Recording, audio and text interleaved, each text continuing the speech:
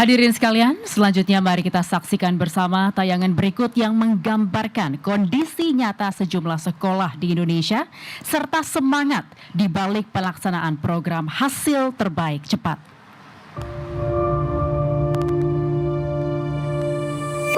Apa yang kami prediksikan saat itu betul adanya. Bangku, meja sering rusak kena hujan. Pengen sekolahnya kayak yang lain, nggak banjir. Bapak, sekolah kok bocor? Saya tidak bisa belajar.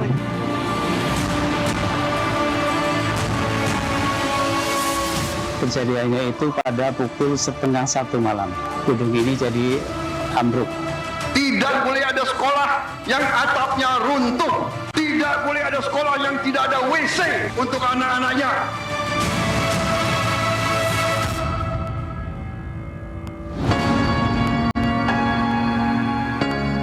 Bangunannya ini sudah lama, mulai impres, belum pernah tersentuh dari tahun 1975.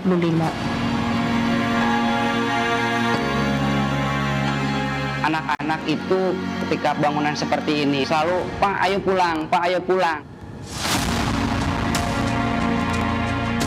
Kami sangat tidak nyaman karena satu toilet itu tentunya tidak cukup untuk murid 128 orang, laki perempuan, dan jumlah guru dan kepala sekolah 9 orang, semuanya di situ satu toilet.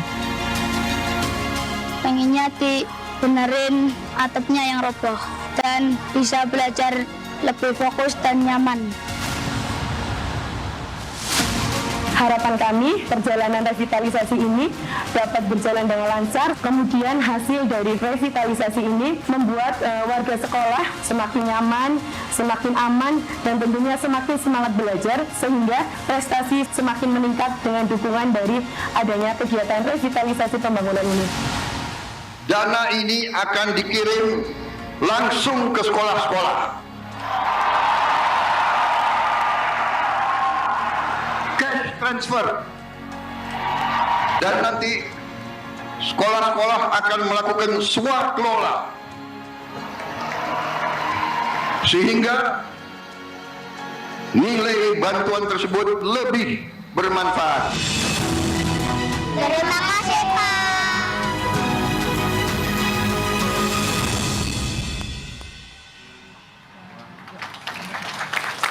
Hadirin sekalian, selanjutnya marilah kita simak bersama sambutan Presiden Republik Indonesia. Dilanjutkan penekanan layar sentuh sebagai tanda peluncuran program hasil terbaik cepat atau PHTC Presiden.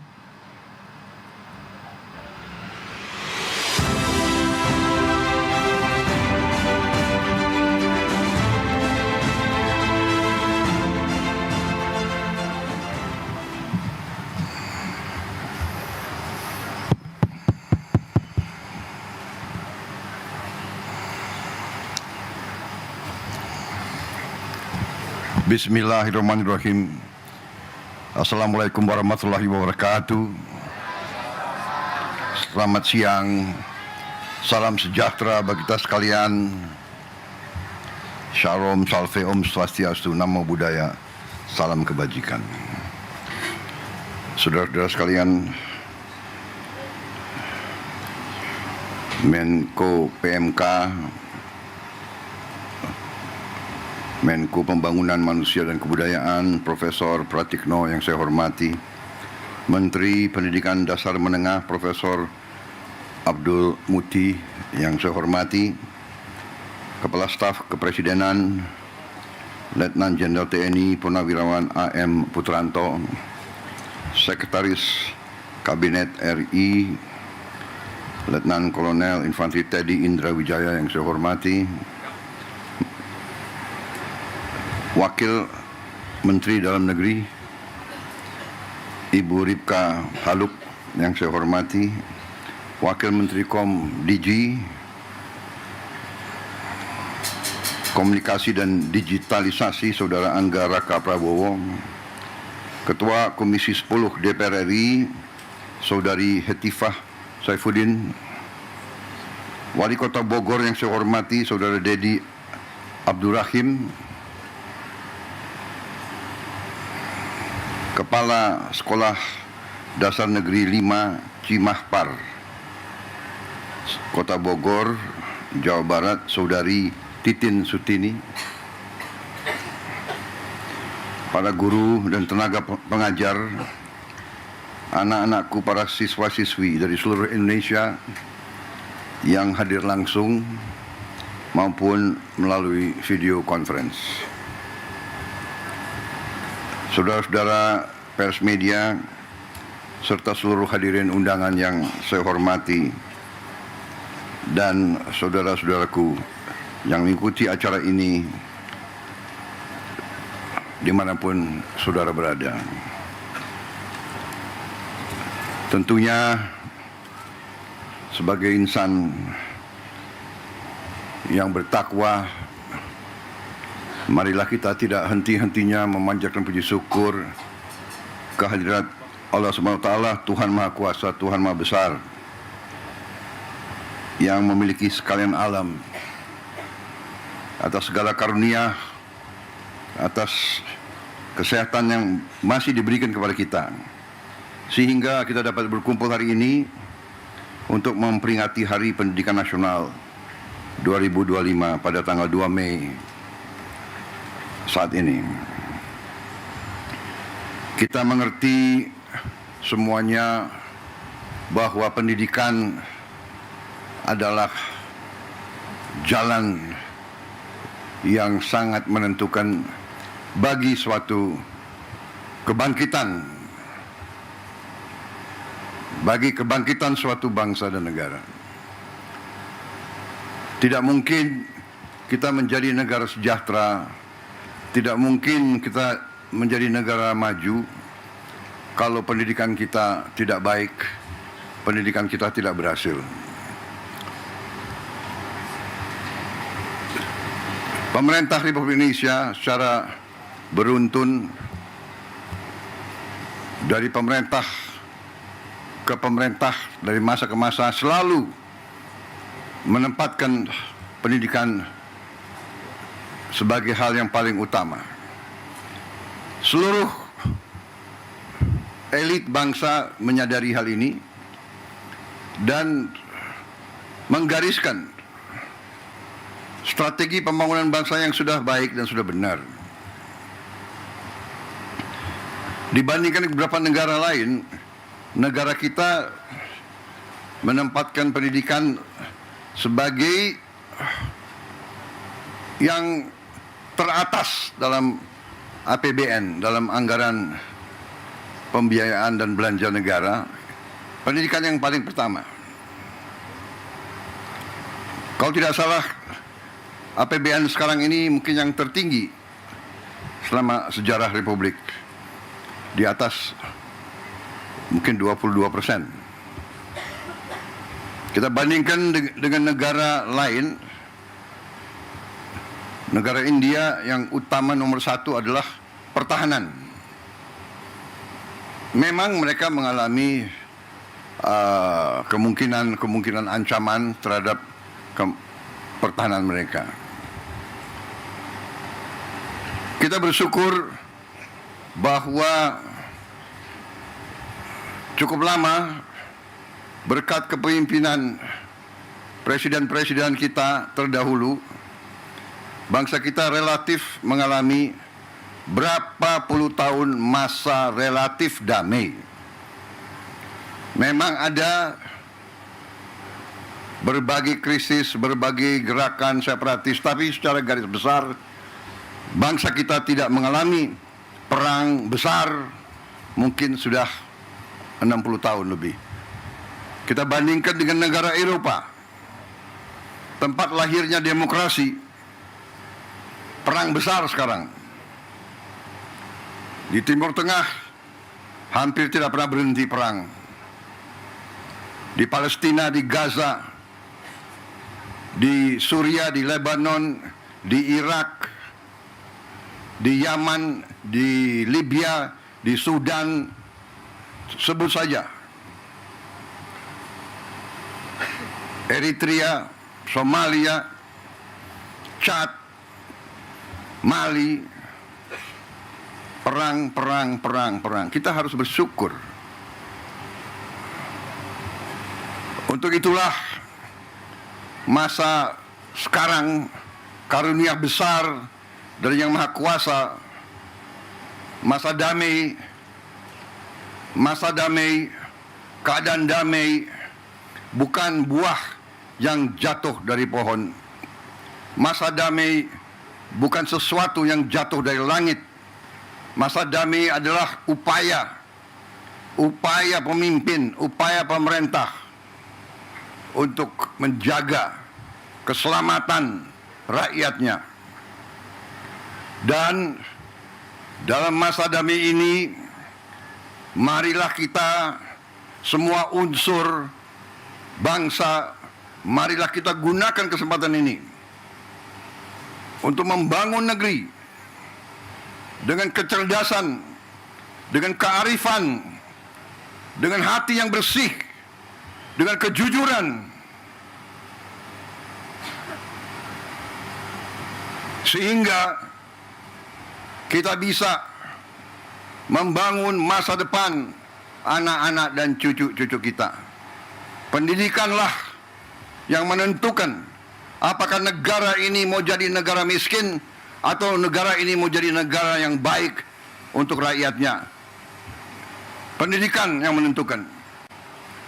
Pendidikan sudah dapat alokasi yang besar, tapi marilah kita waspada, mari kita jujur kepada diri kita sendiri.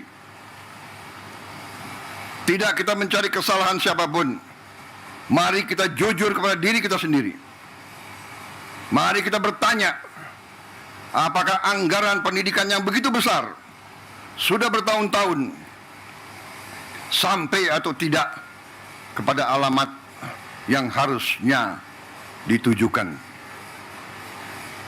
Kita masih melihat tadi dan kita tahu begitu banyak sekolah-sekolah yang rusak.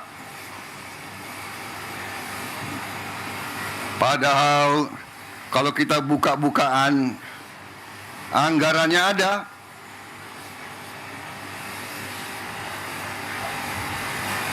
Bagaimana bisa satu sekolah toiletnya hanya satu, WC-nya satu, bagaimana bisa? Ini saya ingatkan tanggung jawab dari pemerintah daerah, tanggung jawab dari wali kota, bupati, gubernur, bersama-sama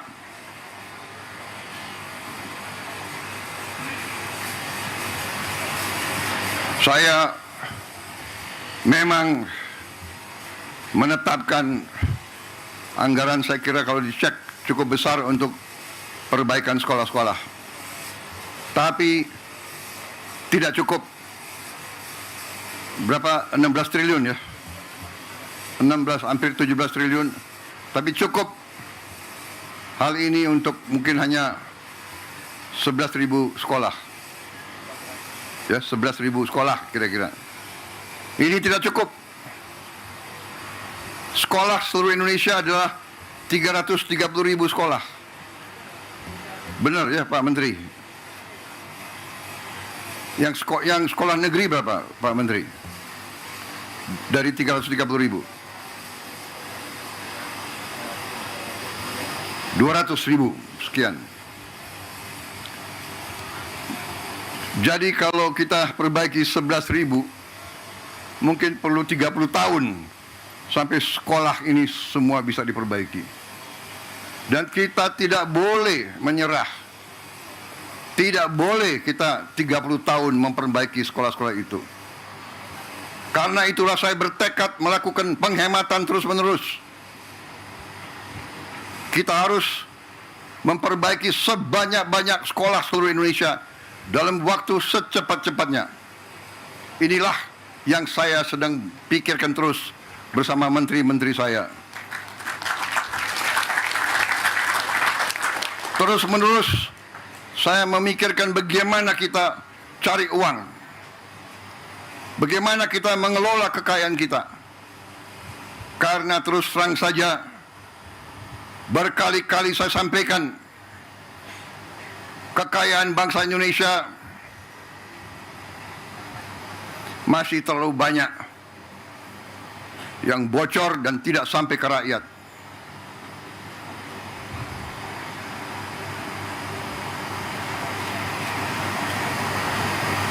Terus-menerus saya himbau jajaran pemerintah, para pejabat, para birokrat, saya himbau terus berbuatlah yang terbaik untuk rakyat.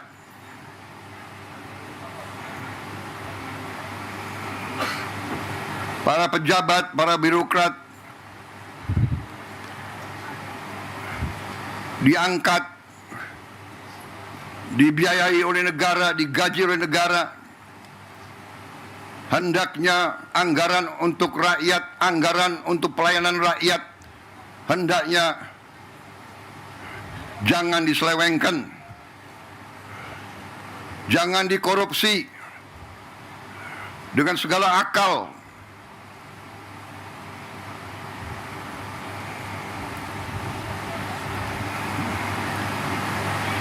Saudara-saudara sekalian, begitu banyak kebijakan kita yang akan kita lakukan untuk memperbaiki keadaan kesejahteraan rakyat kita dan ASN kita dan guru-guru kita, pejabat-pejabat kita semuanya. Saya sedang merencanakan juga bagaimana menaikkan gaji para hakim kita, agar hakim kita nanti tidak bisa disogok, tidak bisa dibeli, sehingga hukum dilaksanakan dan ditegakkan dengan baik.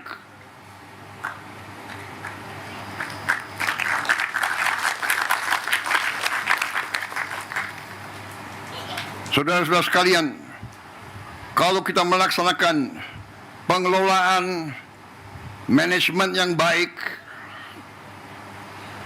manajemen yang akal sehat, bahwa setiap dana akan dikelola dan digunakan sungguh-sungguh untuk kepentingan rakyat, saya berpikir kita bisa mempercepat perbaikan sendi-sendi kehidupan bangsa, antara lain memperbaiki semua sekolah-sekolah di seluruh Indonesia. Ini sasaran kita. Saya menggunakan istilah hasil terbaik cepat. Kita harus berkumpul otak-otak terbaik bangsa, berkumpul untuk melihat cara-cara solusi yang terbaik cepat.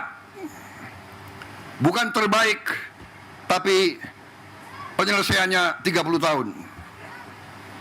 Bukan terbaik, tapi kita tidak tahu kapan selesainya. Terbaik, cepat. Ini kewajiban, ini tuntutan zaman. Bangsa-bangsa lain sedang berlari menuju kemajuan. Kita tidak boleh ketinggalan. Kita negara yang besar, negara yang kaya.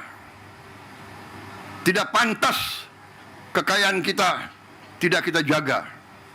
Kita menjadi bangsa yang bodoh kalau kita tidak bisa menjaga kekayaan kita. Dengan kekayaan yang kita jaga, dengan keberanian kita untuk menguasai kekayaan kita sendiri, kita akan punya sumber daya, kita akan punya dana untuk memberi pendidikan yang terbaik untuk seluruh rakyat kita. Ini tujuan kita, ini tujuan pemerintah yang saya pimpin, ini perjuangan saya dan pemerintah saya. Karena itu, terima kasih undangan hari ini kita luncurkan, tapi kita akan luncurkan ini hanya sebagai awalan, ya.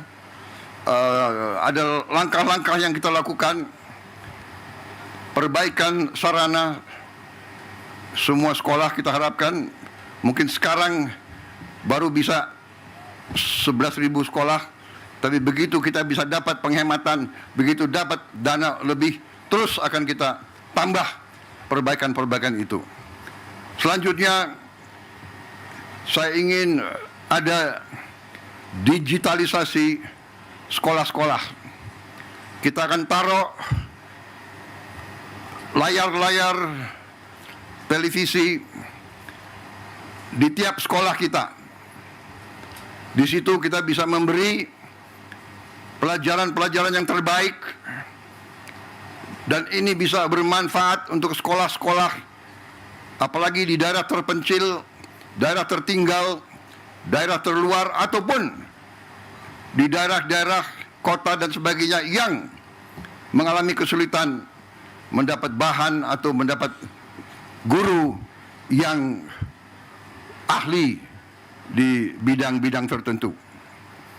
Nanti kita akan kumpulkan beberapa ratus guru terbaik, kita pusatkan di sebuah studio, dan dia akan ngajar ke seluruh sekolah di seluruh Indonesia. Ini membantu sekolah-sekolah, membantu guru-guru di semua sekolah-sekolah di seluruh Indonesia. Saudara-saudara, kita akan mulai, saya kira dalam waktu yang tidak terlalu lama. Saya berharap dalam 2 bulan sudah mulai sekolah-sekolah pertama menerima layar-layar televisi tersebut. Kita berharap, sasaran saya adalah dalam 1 tahun, pertengahan 2026, semua sekolah di Indonesia bisa mendapat layar televisi tersebut. Mudah-mudahan ini bisa tercapai.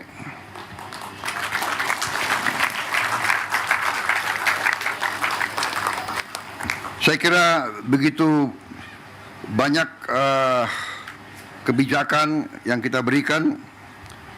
Tunjangan kerja untuk dosen, ada 31.000 dosen, kemudian bantuan pendidikan untuk guru-guru yang belum memiliki diploma strata 1 atau diploma 4, ini pun kita bantu. Pokoknya kita ingin pendidikan kita semakin baik. Saya berterima kasih, makan bergizi sudah terus diselenggarakan. Kalau tidak salah hari ini sudah mencapai lebih dari 3 juta penerima manfaat, dan dilaporkan kepada saya mungkin bulan depan akan sampai 4 juta. Dan seterusnya, sasaran kita November 2025 ini akan mencapai seluruh 82,9 penerima manfaat. Anak-anak dan ibu-ibu hamil akan menerima makan bergizi tiap hari. Saudara-saudara sekalian, ini juga akan mendorong roda ekonomi, karena dana yang beredar di desa-desa, kecamatan dan kabupaten akan naik 4 kali, 5 kali lipat. Peningkatan 400%, 500% mungkin belum pernah terjadi di negara manapun dalam waktu-waktu belakangan ini. Ini adalah hal yang penuh dengan cita-cita. Ini membutuhkan tekad, membutuhkan keberanian, membutuhkan semangat, dan itu akan kita lakukan. Kita akan buktikan ke dunia bahwa kita mampu melaksanakan hal-hal yang besar, hal-hal yang mendasar, hal-hal yang strategis, hal-hal yang bisa merubah nasib suatu bangsa. Kita tidak mau melaksanakan hal-hal yang biasa. Kita tidak mau meneruskan business as usual. Kita tidak mau melaksanakan dengan semangat kumaha engke. Semangat kita harus engke kumaha.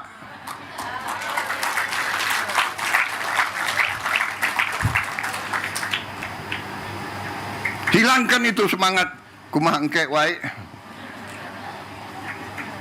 kumaha juragan wae. Kita harus bekerja keras, cepat, dan saudara-saudara, kita mampu. Kita akan buktikan bahwa kita mampu. Banyak negara sekarang datang ke kita, mau belajar dari kita. Saudara-saudara, bertahun-tahun kita selalu import beras. Bertahun-tahun kita selalu import jagung. Alhamdulillah, tahun ini produksi kita melimpah. Produksi kita jagung dan beras melimpah. Bahkan Menteri Pertanian dan banyak pejabat datang ke saya, Pak, kita bingung Pak, nggak ada gudangnya. Akhirnya saya bikin program kilat, membuat gudang darurat, gudang improvisasi. Kita akan bangun 25.000 gudang improvisasi yang akan dibuat dari bahan-bahan yang lumayan, bisa bertahan 5-10 tahun. Sambil nanti gudang yang benar akan kita bangun di tiap desa. Dalam 3-4 bulan lagi kita akan mulai membangun gudang-gudang koperasi di 80.000 desa. Nanti tidak ada lagi panen yang tidak bisa disimpan dan dirawat. Tiap desa akan punya kamar pendingin, cold storage.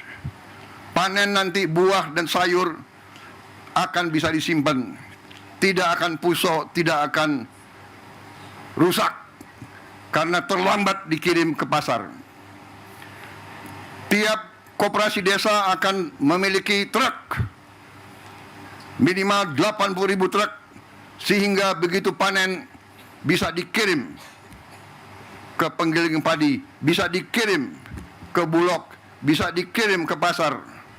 Dari kota bisa membawa bahan-bahan yang diperlukan oleh rakyat di desa-desa. Saudara-saudara sekalian, kita akan buat gerakan besar untuk merubah, untuk memperbaiki ekonomi Indonesia, untuk memperbaiki ekonomi rakyat, untuk memberi hasil terbaik cepat. Saudara-saudara sekalian, saya kira itu yang ingin saya sampaikan. Terima kasih. Keluarga besar pendidikan, terima kasih para guru seluruh Indonesia. Sungguh-sungguh para guru ini adalah memang pahlawan yang sering tanpa tanda jasa.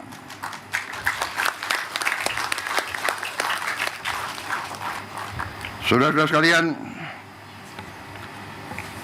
untuk itu sekali lagi saya ucapkan terima kasih, dan marilah kita bersatu, marilah kita kerjasama, marilah kita rukun. Bangsa yang besar adalah bangsa yang rukun. Guru, petani, buruh, nelayan, pegawai negeri, pengusaha,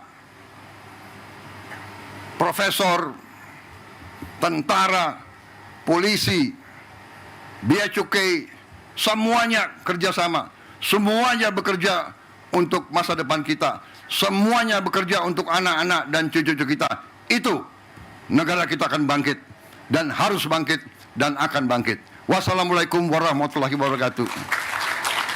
Terima kasih para guru, selamat berjuang, dan saya akan monitor terus masalah pendidikan ini.